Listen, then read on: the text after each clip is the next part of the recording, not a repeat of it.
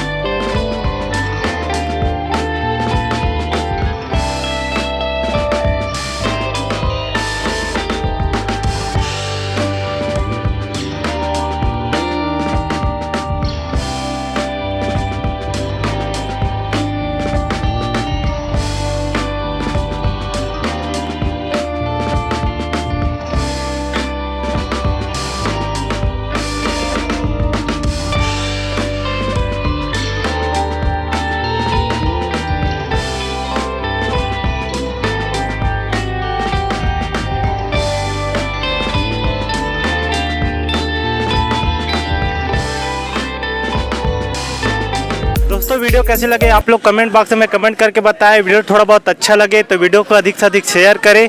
यही आशा उम्मीद के साथ हम लोग विदा ले रहे हैं। फिर मिलते हैं अगला वीडियो में। तब तक ले जय जोहार, जय छत्तीसगढ़।